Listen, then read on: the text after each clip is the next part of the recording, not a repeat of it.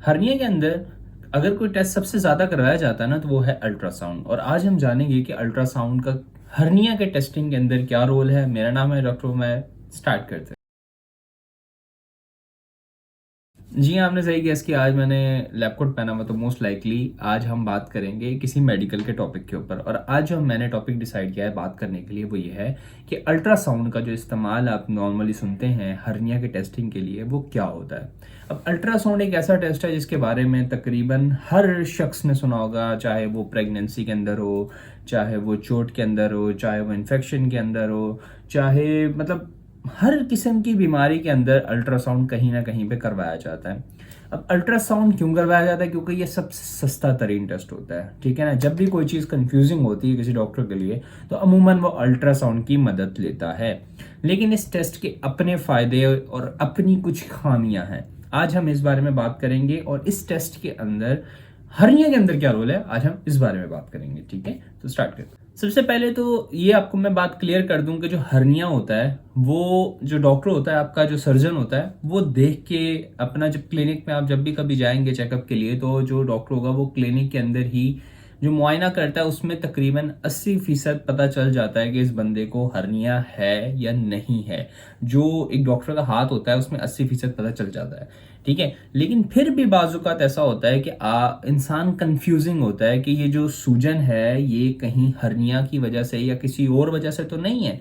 जैसे कि अमूमन हर्निया के अंदर आमतौर पर दर्द नहीं होता, लेकिन अगर मरीज कह रहा है कि उसको सूजन में दर्द हो रहा है, तो फिर थोड़ा डॉक्टर कंफ्यूजिंग होता है कि ऐसा ना हो कहीं इन्फेक्शन हो या नीचे कोई पस पड़ी हुई हो, पीप पड़ी हुई हो, या कोई और चीज़ हो। तो फिर क्या होता है, मतलब एक चीज़ का जो डॉक्टर इमेज बना चुका होता है उसको कंफर्म करने के लिए, यानी कि अपनी तसल्ली के लिए, वो अल्ट्रासाउंड आमतौर पे करवाता है। अल्ट्रासाउंड के टेस्ट के अंदर अमूमन ये होता है कि देखिए, आप जब भी जाएंगे अल्ट्रासाउंड करवाने के लिए, आपको एक टेबल पे लेटाया जाएगा।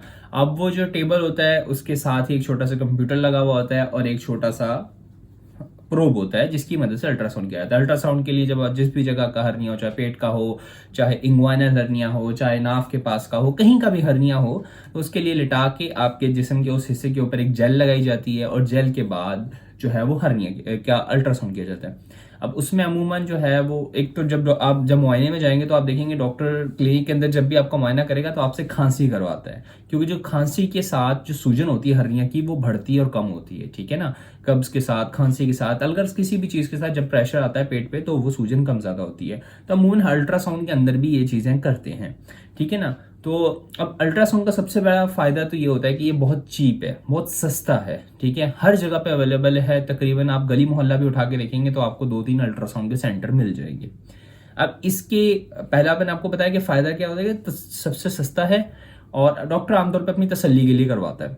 लेकिन मतलब एक डॉक्यूमेंटेशन, क्योंकि देखें जब आप हर्निया के लिए ऑपरेशन करते हैं तो ऐसा तो नहीं हो सकता ना कि आप ऑपरेशन के लिए मरीज को टेबल पे लिटाएं और अंदर से कुछ और निकल आए। तो इस चीज़ के लिए हमेशा तसल्ली के लिए अल्ट्रासाउंड करवाया जाता है, और बहुत सस्ता होता है, ज़्यादा में 1000 से के 2000 के दरमियान में आमतौर पर अल्ट्रासाउंड हो जाता है।